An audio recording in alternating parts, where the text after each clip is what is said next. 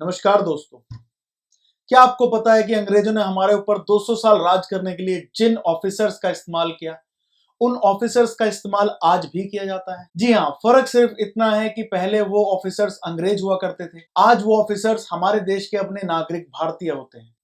जी हाँ, हम बात कर रहे हैं आईएएस ऑफिसर्स की। अभी कुछ दिनों पहले आपने एक घटना का जिक्र जरूर सुना होगा। छत्तीसगढ़ स्टेट के सूरजपुर डिस्ट्रिक्ट के डीएम श्री रणवीर सिंह ने एक बच्चे को सरेआम थप्पड़ मारा और उसके बाद अपने गार्डों से भी उसकी पिटाई करवाई। गोल्डमैन सैक की एक रिपोर्ट के अनुसार अगर भारत अपनी सिविल सेवाओं में रिफॉर्म लेके आता है और एशियाई स्तर तक पहुंचाने की कोशिश करता है तो हमारे देश की जीडीपी 0.9% के हिसाब से साल में इंक्रीज हो जाएगी। प्रोफेसर विवेक देबरॉय और लवीश भंडारी की book corruption in India the DNA और आरएनए के अनुसार भारत में सरकारी अधिकारी भ्रष्टाचार के माध्यम से सकल घरेलू उत्पाद के लगभग 5% को खा जाते हैं। 2009 के एक सर्वे के हिसाब से लीडिंग इकोनॉमीज ऑफ एशिया में भारत को लीस्ट एफिशिएंट करार दिया गया और इसी सर्वे के अनुसार यह भी कहा गया कि भारत के अधिकारियों के साथ काम करना एक पेनफुल और स्लो प्रोसेस है। 2012 में हांगकांग बेस्ड एक कंसल्टेंसी फर्म ने भारत को 10 में से 9.21 की रेटिंग दी और कहा कि ये पूरे एशिया में सबसे खराब ब्यूरोक्रेसी है और यहाँ के बिजनेसमैनों को जितनी भी कंप्लेंट्स है वो इंडिया की ब्यूरोक्रेसी से है। हमारे देश की ब्यूरोक्रेसी में पॉलिटिकल इंटरफेरेंस इतना ज्यादा है कि वो अपने हिसाब से कोई भी डिसीजन नहीं ले पाते हैं।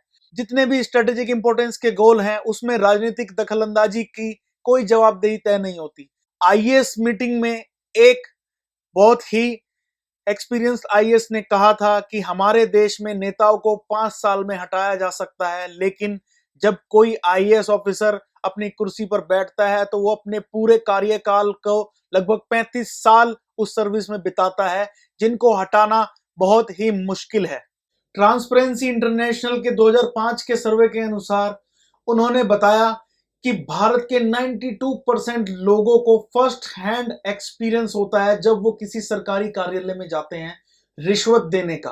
भारत के सिर्फ ट्रक चालक ही लगभग 222 करोड़ रुपए की रिश्वत दे देते हैं साल भर में। 2011 के एक डेटा में यह बताया गया था कि पिछले 3 साल में उन्होंने 450 से ज्यादा चार्जशीट फाइल करी हैं और 943 से ज्यादा मामले अलग अलग स्टेज पर सीबीआई द्वारा इन्वेस्टिगेट किए जा रहे हैं, जिनमें आईएएस ऑफिसर्स लिप्त हैं। वर्ल्ड बैंक ने भी कहा है कि भारत में जितने भी एड प्रोग्राम चलाए जाते हैं उनमें दिए गए पैसे का लगभग 40% पैसा वेस्ट हो जाता है या वो दुरुपयोग किया जाता है या उसको रिश्वत के तौर पर खा लिया जाता है और वो गरीब लोगों तक पहुंचता ही नहीं।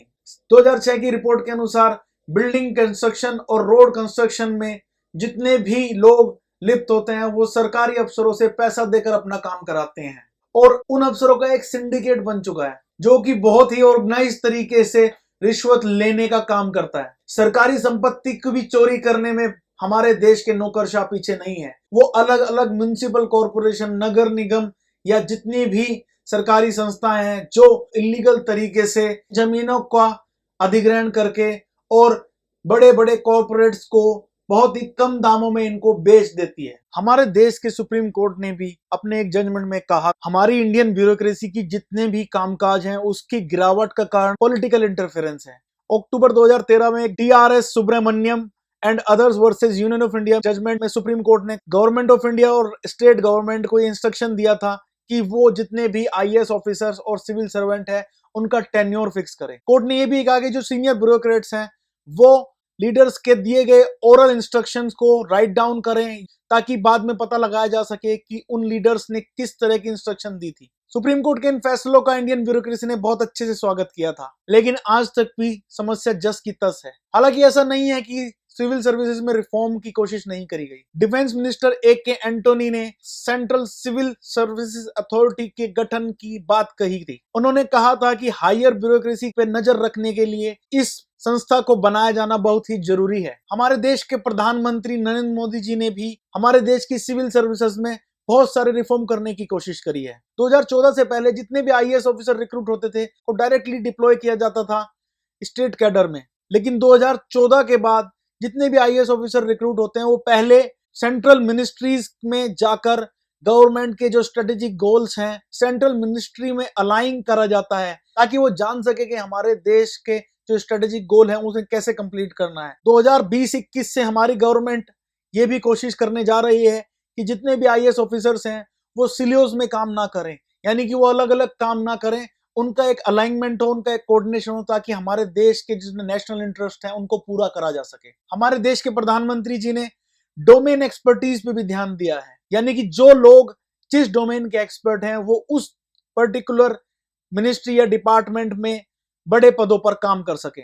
इसके लिए उन्होंने लेटरल एंट्री और डायरेक्ट एक्सपर्ट रिक्रूटमेंट की भी व्यवस्था करी। पहले हर अधिकारी की एक एनुअल कॉन्फिडेंशियल रिपोर्ट होती थी जो कि सिर्फ उसके बॉस के द्वारा तय करी जाती थी, लेकिन हमारे प्रधानमंत्री जी ने रिफॉर्म किया, उसके साथ काम करने वाले, उसके जूनियर और उससे इंटरेक्शन करने वाली मिनिस्ट्री से भी रिमार्क लिखवाए जाने लगे। हमारे देश की नई गवर्नमेंट ने जिन ऑफिसर्स को करप्शन में लिप्त पाया उनको प्रीमैच्योर रिटायर और उनको डिसमिस करने का भी प्रावधान निकाला। 2019 में गवर्नमेंट ऑफ इंडिया ने 12 आईआरएस ऑफिसर जो कि इनकम टैक्स में और 15 आईआरएस ऑफिसर जो कि सेंट्रल कस्टम एंड एक्साइज में कार्यरत थे, उनको ब्राइबरी और करप्शन चार्ज में डिसमिस कर दिया। 2016 में मिनिस्ट्री ऑफ फाइनेंस ने लगभग 72 लोगों को डिसमिस किया। 33 इंडियन रेवेन्यू सर्विसेज के ऑफिसर्स को प्रीमैच्योर रिटायर किया उनके काम ना करने की वजह से। तो देखना यह है कि कब तक हमारी ब्यूरोक्रेसी और ये सिविल सर्वेंट इसी तरह से